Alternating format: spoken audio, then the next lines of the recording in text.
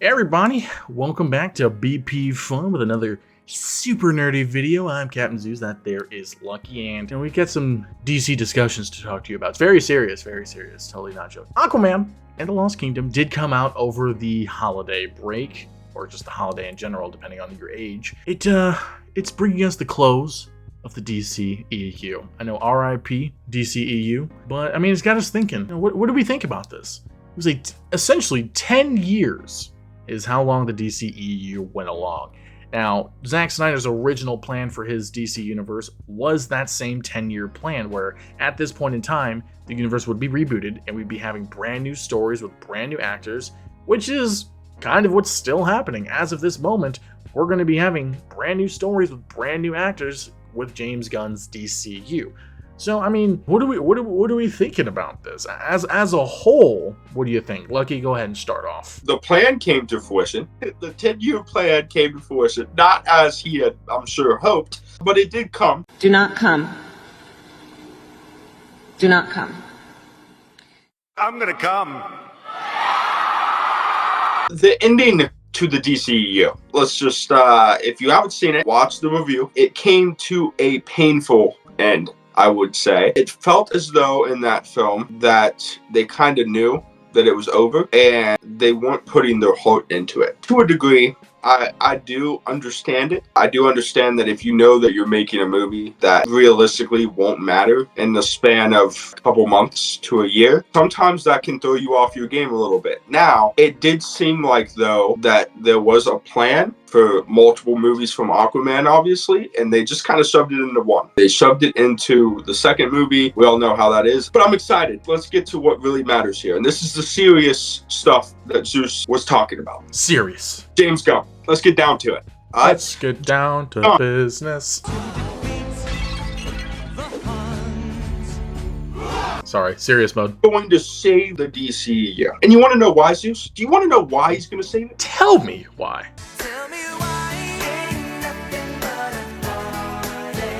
Take a look at the Guardians of the Galaxy. Take a look at those 3 movies, all right? I want you to ask yourself this. Did you know who the Guardians of the Galaxy were pre those movies? I did not. Do you now know who the Guardians of the Galaxy are? That I do. Do you enjoy the Guardians of the Galaxy? I sure do. Well, guess what? What? Now that director created an entire universe that he gets to mold into his image. When we talk about these things, we talk about David Cornsweet playing Superman, all right? Have you seen the pictures of David Cornsweet? Yeah. Boy's looking Henry Cavill jacked. So we know he's taking it serious, right? Yeah. Taking this serious. It's a serious business we're going into. Serious. Don't know who plays Batman yet. We don't. But I'll tell you this, okay? They're going to take it serious. Oh. They're going to serious. Because if you know anything about James Gunn, you know he doesn't do anything half-assed. That's not what he does. He came back on board to Marvel to make the 3rd Guardians of the Galaxy movie. Brought a grown man to tears. I'll be the first one to tell you. It brought a grown man to tears. The story with Rocket Raccoon was heartfelt, and he knew that was it. Unlike James Wan for Aquaman 2, he knew that was it for him. He knew that was done. I gave that movie a 9 out of 10. That's the type of person that you're getting to lead the DC universe. And that's what's important. That is what we're looking for. When we're talking about we need someone to bring the DCU from where it's at with Aquaman 2 to the Flash's numbers and the blockbuster blunder that was. We need somebody to make something click. We need that fire. And the way that you see that fire is through the vision that he's been talking about. We're talking about chapters. We're not talking about phases. We're talking about chapters. Gods and monsters is what he wants to start us off as. He doesn't want to start with the origin stories. That to me says he knows what he's doing. That says, hey, I'm not going to bore you with the extra stuff. We know that Batman's parents are dead. We know he's got daddy and mommy issues. We know that Superman is not from Earth. We can see it, big guy. We are going to get right into the thick of things from day one. You can see that in his other castings in Superman and incorporating people that you saw in the old Justice League show. This to me is a guy who has read the material, respects the material, and is going to do right by the fans, and is going to do right by the actors that he puts into those positions. That's what it screams to me. Go ahead, Zeus, take it away. I mean, I will say you make some very, very good points, very solid points. I will get to what you said in a moment, but to kind of start my segment off here, I'll just say that the DCEU as a whole was entertaining. You had the SnyderVerse of it, where you had Man of Steel, which is by far my favorite Superman movie. Top 3 comic book movie ever. Love that movie. Love the Hans Zimmer soundtrack. Love the pairing with him and Christopher Nolan on the production. Phenomenal movie. You have Batman v Superman, which at first watch is a little bit rough when you watch the theatrical release. When you watch the director's cut, you just come to enjoy that movie. We have one of the best Batman that have been on the big screen, which was Ben Affleck's Batman. I know a lot of people don't like his Batman, but to be honest, he was the perfect older, near retirement age of Batman who's seen the worst, and he's now having to learn of this expanded universe, if you will, where he's introduced all these super beings.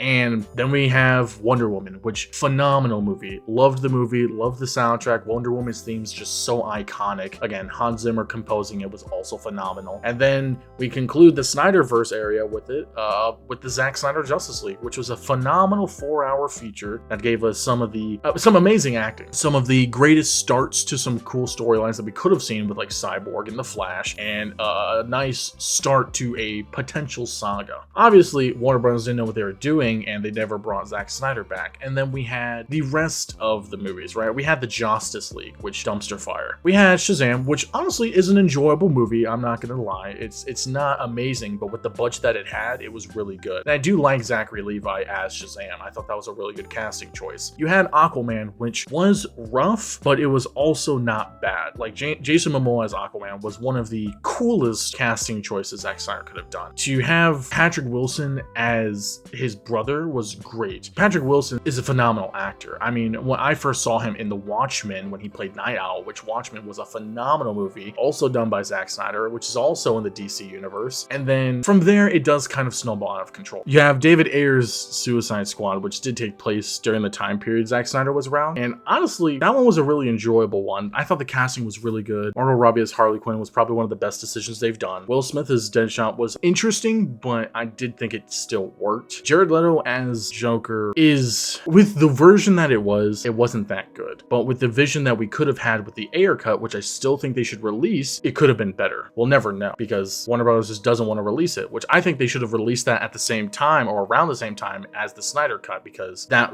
could have been an amazing movie. We could have seen the original vision. Then, we get Shazam 2, not a good movie at all. Original movie characters no one cared about. Rachel Zegler definitely didn't want to watch it. We have James Gunn's Suicide Squad. Now, this was the first hint at a really good DC movie since Snyder's. And this was at the same time that the issues with Marvel was going on, kind of like you mentioned, where he dipped because of previous things that happened in the past, like 10 plus years ago, that he already apologized for. And Marvel's like, all right, you're fired. And then he's like, okay, bet. Wasn't even that deep, but we won't get in. That's a whole topic for another day. And that movie was freaking amazing. It was so good and well received by fans that he was able to make his own spin-off show for Peacemaker, which again, John Cena does an amazing job as Peacemaker. You also have Idris Elba in the Suicide Squad movie, which does an amazing job. Returning characters that are great. You have a full Suicide Squad lineup doing Suicide Squad things, and half of them are just dying, which is such a Suicide Squad thing to do. To your point, he reads the material. He is a fan, and he's obviously knows what he's doing. That's why the Suicide Squad was successful. That's why the Peacemaker show got a season 2, which will be canon in the DCU when that drops. And then from there, obviously, the rest of the Flash was garbage, just garbage. I don't know why they even decided to release that movie, because the whole Ezra Miller controversy that was going on. You had Aquaman 2, which still kept Amber Heard in there, which they shouldn't have, considering the controversy with her. Didn't make any sense. And that movie was also kind of like you said, not that good. It didn't make a splash. Anybody who has the guts to tell The Rock to kick rocks in the form of Black Adam, the way that James Gunn did, that's a guy who takes his job very seriously. And that's somebody who, he's not in it for the cheap sells. He's not in it for, and don't get me wrong, this isn't a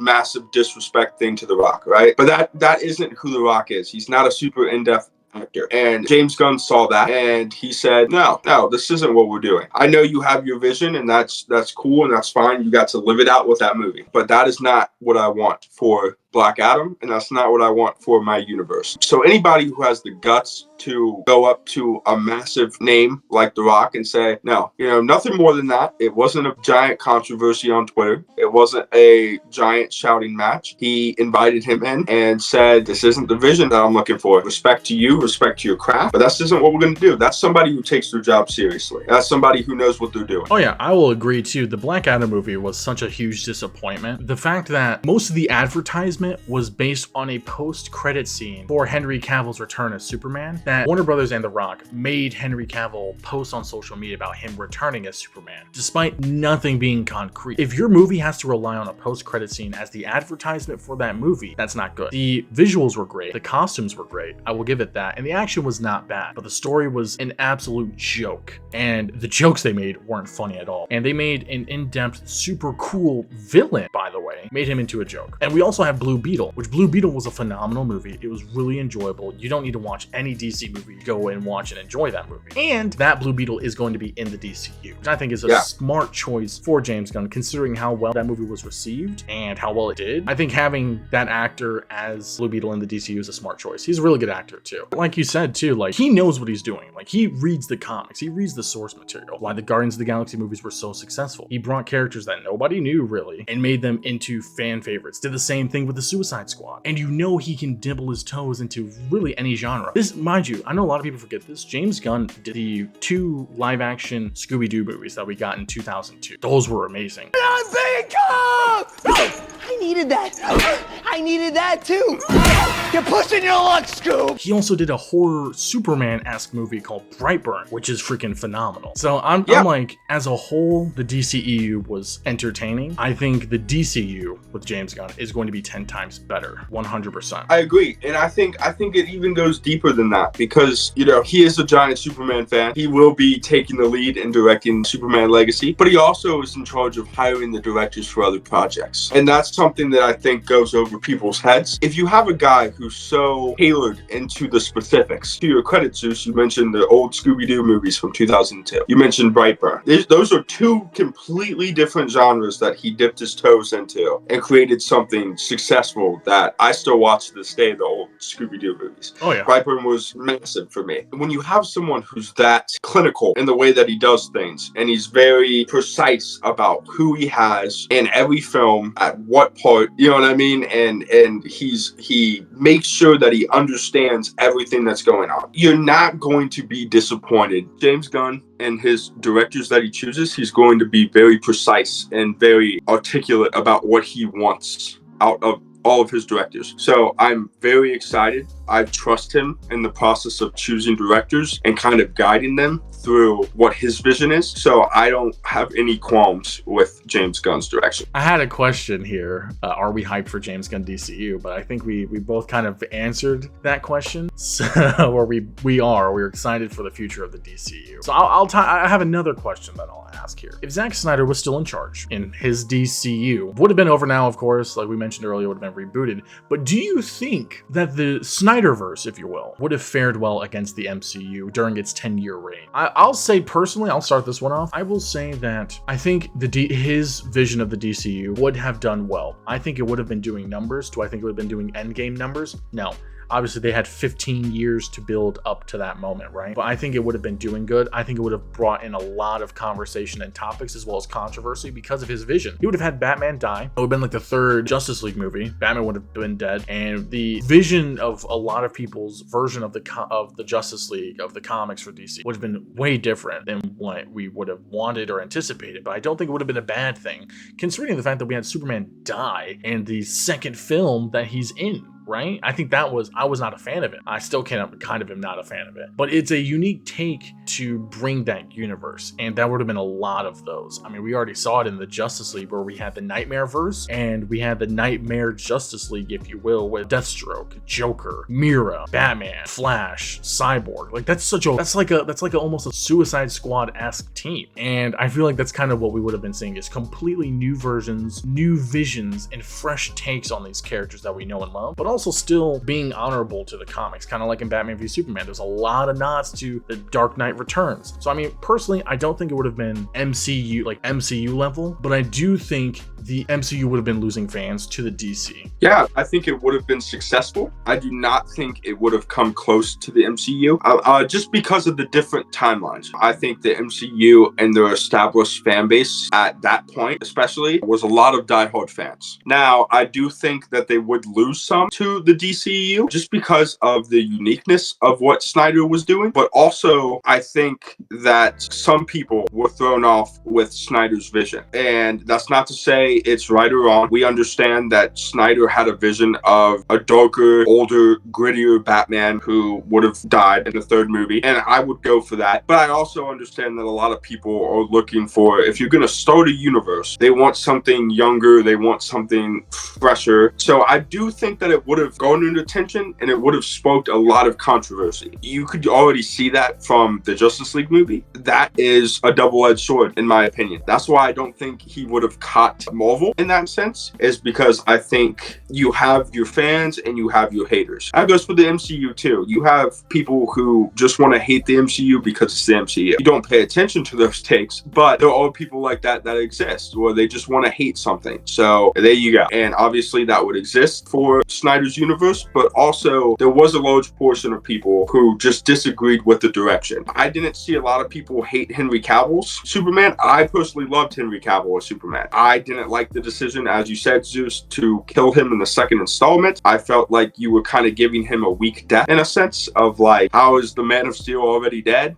You know what I mean? Like, he's the strongest guy on the team. I am happy they are kind of rebooting everything in a sense, because I will say that Snyder's direction I would have gone for. I do think it would have been successful, just definitely not MCU level. Yeah, and to wrap this up, I will also kind of agree to some of the points you made there, where there was going to be unique decisions. I honestly freaking love Zack Snyder's decisions. I didn't agree with some of them, again, the Superman death, but at the same time, I enjoyed the ride. I was like, I want to see where this goes, and I think that's what have captivated most fans. Even in Batman v Superman, there was a lot of homage to Batman material, like the fight scenes where it was very Arkham-esque, and the way he was literally throwing people through walls and punching through walls and throwing people through floors. You can't say Zack Snyder didn't appreciate his material. Again, he did 300, which is a DC comic movie. He did Watchmen, which was another DC comic movie that did phenomenal, by the way, a great movie. Even the director's cut's just as good. This guy knew what he was doing. But I do hope that James Gunn's DCU works. Zack Snyder supports it. He even said he would come back to direct a Batman film if it was going to be based on The Dark Knight Returns, which you can tell he is a fan of. And I can't blame him. If you've seen the animated movies or if you've read the comics, phenomenal storyline. Massive fan of it. And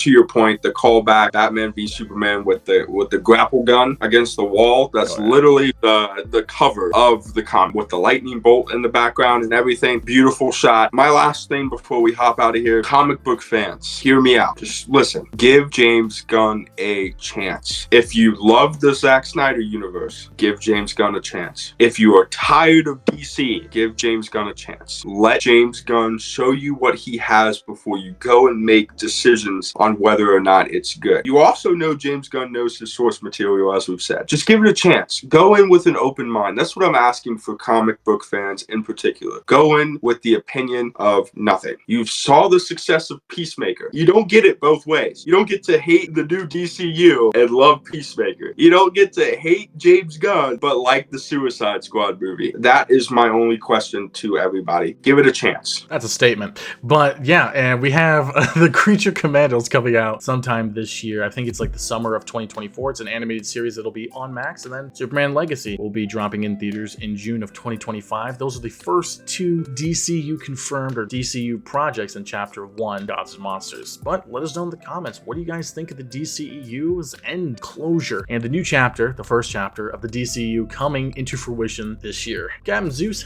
that there is Lucky, and we'll see you guys in the next one. See ya.